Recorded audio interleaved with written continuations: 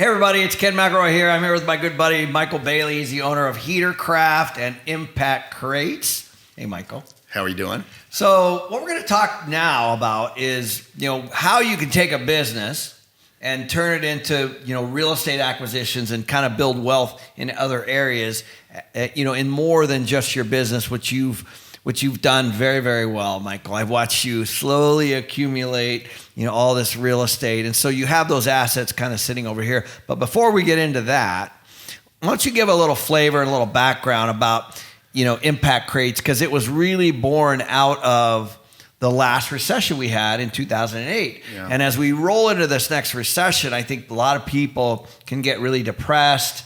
They can feel really bad about, the loss of income, whatever that might be as an employee or employer, for example.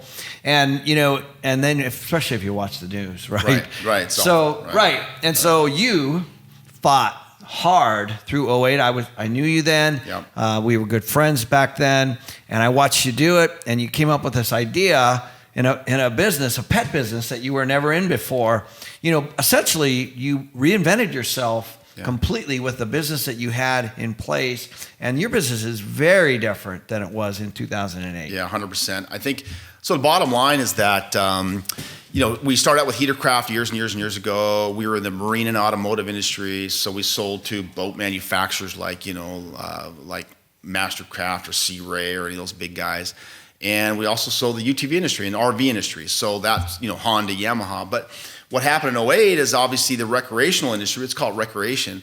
It got destroyed in that economy. People, if they're going to if they don't have money, they're going to cut those areas for sure. It'll happen again too. Oh, and it's going to happen again. It's on its way at this point. Yeah, you said that you're already seeing orders canceled. We're always seeing orders canceled in that business. So one thing I realized is that I need to diversify into something that wasn't so volatile, or at least had way more opportunity, right? So number one, the marine and automotive is very small. I mean, it's, what is there, 100,000 boats or less built in a year. That includes, jet skis and things like that. So the market's very, very small.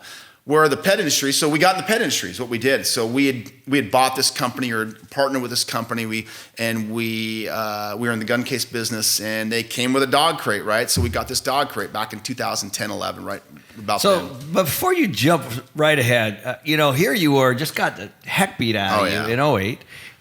But your mind is open, and you're like, how do I partner with this company while I'm not doing so well? Right. So talk a little bit about that, because that partnership was instrumental in where you are now. Yeah, I mean, we found an opportunity with this company. They were wanting to get out of that business, and so we basically acquired them, in so many ways, and they got out of their business, and we took over what they did. So now you had product lines and customer base, that you had never. We didn't actually, right. Though. That was what's the interesting part about it, is they had kind of gone through a transition where they had lost all their business. So all they had was product lines. So they didn't really have much of a customer base. And honestly, the dog crate business, Ken, wasn't even developed to its full extent at that point. So, but here's the thing that I find fascinating, what you did. And you got two businesses, yours and theirs, both just got hammered in 08. Yep. Right? Yep. And you were like, okay, how do I, right? Yep. They could have done that to you. Oh, 100%. But easily. Right. So this is the point. Yeah. Like everybody's getting pounded and about ready to get pounded, but you had the foresight and the vision to be able to go snap that up and I saw opportunity end of the day. I think that, I'm a survivor personally. I mean, I was not going to give up or give in. So I think a lot of people give up too quickly. I don't think they have to. And so I was going to fight for it. And so I saw opportunity in that business, in the dog crate business. So we had already in place engineers and people like that actually could develop products and make them better. So we went to work. So we acquired the company, we got it from them, and then we went to work. We started sampling dog crates, making them ourselves. And before you know it, we got a customer, and then before you know it, we got another customer. So again, I think it was something that we realized we could do because we did it already. We made metal parts. We had metal fabrication equipment. So we started developing this pet. But here's the thing. Dog crates at the time, most of them are cheap. Yeah. They're plastic. They Yeah. fall apart. I've bought a ton of these Yeah. over the years. Yeah. You came up with basically the Rolls Royce of dog crates, and now like it was a massive market that was not served, and people. You lead the industry. We do now. I mean, I think I've always personally seen value in quality, a good product that'll last a long time, and I think that was just how I thought. So I wanted to build something that wasn't $100 or $50. I wanted to build something that was between $500 and $2,000 today. And again, it doesn't take as many crates to get a lot of revenue if you think about it, right? So if I have to, do 10 crates at $100 a piece, that's $1,000. But I have to sell 1 to 10 ratio with a really good product and get customers that love it. Right. It makes way more sense for me. So it worked really well for me. Well, so I've had multiple dogs and bought multiple crates, and usually there's a lifespan on a crate. Yep. When you buy your crate, you know it's for life. It really is. I mean, that crate is incredible. Yep. I mean, you know that it's not, you're gonna have to buy something 5, 6 years, 7 years from now, right? Exactly. I mean, our crates will last a lifetime, especially a dog's lifetime, or even more, even through a couple of generations of different dogs that you have in your family. Yeah, and I think that's what you did for the business and the industry. Yeah, we brought another level of dog crates. Without a doubt. Really without did. a doubt. We did. So one of the cool parts was, when I talk a lot with your son Hunter, but it was kind of old school, new school. We kind of did this on a video already with Hunter. If you guys haven't watched that, you need to watch that one because oh my gosh, kid's smart, isn't he? He's very bright. Yeah, I mean, bright. and here's the cool part. Obviously you got the father-son dynamic, you got the family business dynamic, but you got a kid that's 18 years old that you raised. Yep. And, like me, we look at our kids like they don't know much. Right. I mean, that's the truth. Yeah, I think we do think that. We do that. It's not fair to them. No, it's not. But we do it. Yeah, we do. We don't listen, and we just like us, we don't listen to our parents. Exactly. I mean, I think it's. I mean, I didn't listen to my dad when I was that age, right? Me either. Yeah. I mean, I fought that battle. Yeah, and then we end up being them. We do. But here's the cool part. Then you let him come into the company. I did. At 18, and boy, what he's done from a marketing and sales. Hey, Ken, what I can say about Hunter is he has been instrumental in growing our business and putting us where we are today. I can give him a lot of credit for that. I mean, I really can say that. I mean, it's massive, right, in our business. I know. And it comes right down to me listening to the younger generation. And not just that we're father-son deal. It's listening to the younger generation, how they purchase, how they buy, how they think, what they do, what they're looking for, those kind of things. And it's been massive. I mean, it's been life-changing for our business. Your company has gone, the model has changed so dramatically. You've gone from the old model of, belly-to-belly sales to internet sales and direct. Yep. And so your margins are up and everything's up, and you kind of learned along the way. And I think a lot of businesses are stuck right here. Yeah, I think the old model for us was distribution, the OEMs, direct to the OEMs, the Costco selling to a reseller or whatever it might be. Even someone that was actually selling on the internet, but we were shipping it even for them. So we would have to, build the product, everything like that, and they would get us the order. We'd ship it to their customer, and we'd have to give them, a 40% discount to do that. And all they did is have the customer. Yeah, and all it is have the customer. And we started realizing that, and this is where the younger generation came, is that why don't we do this ourselves? Why don't we grow our own internet site, right?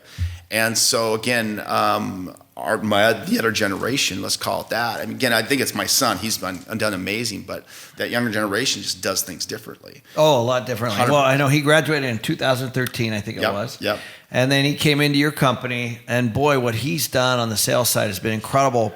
But this is a real estate show. Right. So let's talk about, we all know that the ESBI model, the employee self-employed business investment model, we all know that. You guys have looked at that. You've watched the cash flow quadrant. What Michael's done is go from S to B, and now we're going to the I, which is the investment part. So the business is now buying your real estate, right? Yeah, I mean, if you think about it, you got to pay rent somewhere, right? Why not pay it to your own you own yourself. So Right. end of the day, we pay rent Yep. to ourselves. That's right. Yep. That's right. And so what we're seeing now, what was amazing is I've also watched you move from, a small facility to a medium facility, and then just recently to a massive state-of-the-art facility. Yep. That's big. How many square feet is it? About 60,000 square feet. Yeah. Yeah, it's pretty big. So Yeah. So I remember, all paid by your business. Yeah, 100%. In So- fact, not just paid. Yeah. We make a profit. Right. That's the other thing. There's cash flow. Yeah. Right? It's So- cash flow positive. This is the model, guys. Yeah. The model is to start your business and then have that pay your rent, essentially. Mm-hmm. But what we need to be doing here is your business is what your business. So Heatercraft is a business. Yep. Impact Crate is a business. Yep. That business now leases from a building that you own, which is also an LLC or an individual purchase. So you purchase it here, and then you lease it just like you would anybody else. Yeah, 100. Right? Yeah, it's really it's not hard to do, truthfully. Right. I mean, it's really easy. Right, Honestly. And I'll add value to that. When a bank, or if you're getting a loan for this building, the bank's going to look at your business as Right. well as your real estate. So it honestly, truthfully, is easier, because when you're leasing to yourself, they know you're not going to leave, Right. get out of your Yeah. lease, right? Right. So I understood that real quick in life, that it's a lot easier than you think it is. People might think it's hard, but no, it's actually easier. Well, you take the cash your business is making, Yep. and that's your down payment. Yep. Then you go get a loan. Yep. You buy the building, you set it up, Yep. and then the business makes hopefully even more money. Yeah. Right? Yeah. And it pays itself off. So you're paying rent to yourself. Yes. Here's the other thing. It's huge. Tax benefits.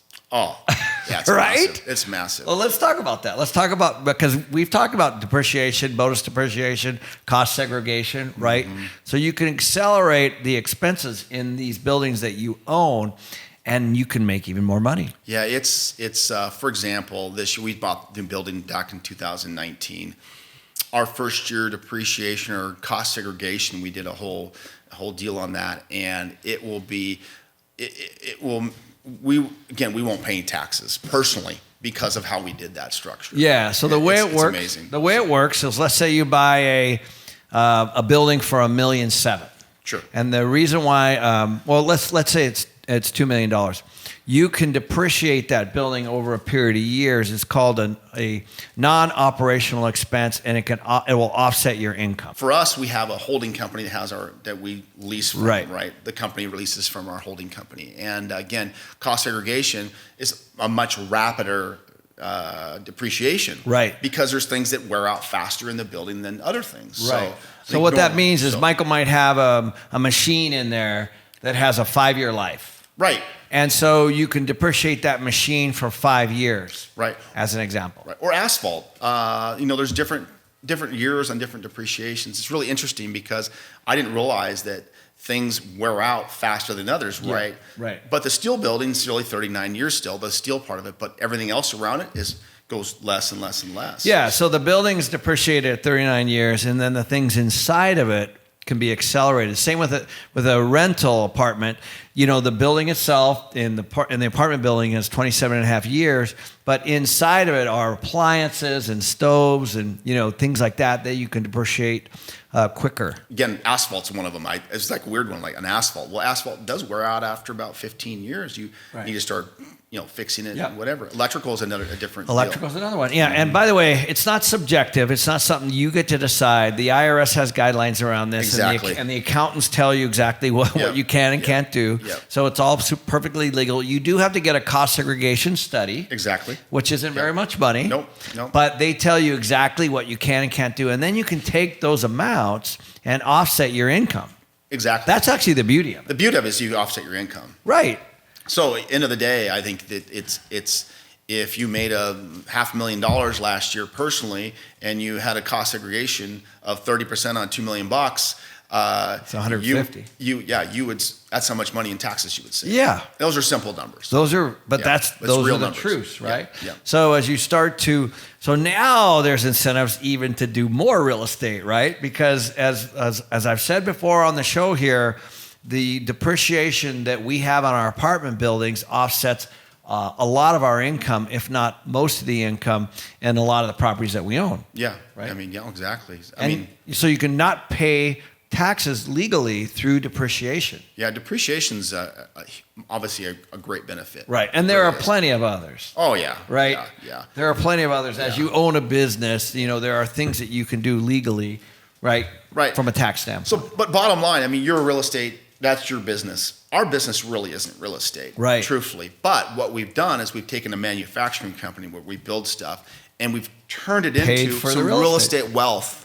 That's right. By having the company's product lines, sales pay for the lease. That's right. Pay the rent. So let's take a look at the buckets of assets that Michael has. He has his companies over here, which are only as good as somebody what they'll buy. But then you also have your real estate that pays for, the company pays for, that's also over here, right? So I've had friends that have actually sold their businesses. Yep. So let's say you sold your business, and I know it's not for sale, but let's say you did. Yeah. You could actually lease it back to the people that buy it, right? Yeah, exactly. I mean, again, I don't tell you this, and you know it, but end of the day, what's better than someone else paying for your building? Right. Not me. That's what you do. So you sell your company, you go off and do whatever, but you still have the reoccurring revenue. So I have a friend that did this he had alcohol and drug rehab centers, and he did a very good job. Yeah. And he was buying real estate, and he was growing these businesses, and he sold the company to a private equity group. Yep. But he didn't sell any of the real estate. And so he did these long-term contracts. So the private equity group was paying him monthly. And so he could kind of figure out what he wanted to do next. Yeah. Right? So he still had depreciation. He still owed the building. And income. Right. And income. Right. And, the only difference is he didn't control the real estate or control the business, but he had sold that. So he cashed out in a big way. Yeah. So, and this is how the rich get rich. Right. Right. 100%. Again, if you bought a $5 million building and it's usually a 15-year loan, let's say, and it was paid over 15 years, and all of a sudden it's paid for by someone else. Right. What else can you do? And you got all the appreciation, and you got the income, and a lot of it's tax-free along the way. And so that's the model, guys. The model is to create a business and then have the business pay for the real estate. Right, Michael? It's huge. Yeah, I think it's created a lot of family wealth for us, and in the future. And legacy. And a legacy. Yeah. End of the day is it'll pay for grandkids' college and things like that that we want to be part of in so many ways. As we grow. Absolutely. And isn't that what this is all about? It really is about family, right? And providing for your family and giving them opportunity. I know, man. And I'm really proud of you and everything that you've done, because I've watched you go from a massive, massive hit in 2008 to basically reinventing yourself through a new product line, to buying this state-of-the-art brand new building, and essentially just reinventing yourself in a short period of time, in 10 years. Yeah. No, it was one thing I would say, though, even during the bad economy, one thing we were still doing, the company was still paying the rent. So that whole time we were still building wealth over that time. As bad as it was, as hard as it was, we were still continuing to pay the rent. We had to pay somebody. Right. So, and sometimes when you get hit on the income side, it's nice to have that extra bucket of cash sitting there when you have equity sitting in a building. Exactly. It's just an insurance policy that hopefully you never have to use, but it's nice. Yeah, it's something that you can actually look back to and go, maybe that will help you save your business someday. Yeah. Because you might have so much equity in this building. Yeah, I got a buddy that owns 100 houses in Wisconsin. And you think, oh my gosh, that's a lot of work. And it's true, he has a property management company that does it. I go, so Jeff, what do you do for money? He goes, well, when I want something, I just sell one of the houses. Yeah. Exactly. And that's how he does it. Yeah. That's how he thinks. Yeah. He's like, I got the renters paying him off, but if I want to go do something and buy something, I just sell one of the houses. Yeah. And I'm like, that's a good strategy. He's got 100 of them. Yeah. It's the same thing. Yeah. Right. Oh, exactly right. So again, I think as you make money from your company, your product line, you can take that and reinvest it into real estate. I think real estate's a key, because I think it's obviously more, it's stabler, it's more stable from an investment standpoint. Especially if you're the tenant. Oh, exactly. Right? Exactly. It is more stable for us. That's for sure. So because it didn't take the hit during the economy. It's our product line that took the hit. That's right. That's right. It's really something really to think about. Yeah, there's a few things, a few lessons here. One is the fact that you reinvented yourself from 2008. A lot of people are about ready to go through this right now. So don't get discouraged. Two, keep an open mind with these young guys. Yeah, open up your mind to the young generation. Yeah, because your son really reinvented at least the sales and the marketing side of the business. Yeah. And three, figure out a way to roll all that into cash flowing real estate, right? And be able to get this cash flow to you tax free through things like depreciation. Exactly. Right? No, I love it. Yeah, you're awesome. The best, Michael. Thanks, guys. Okay, man.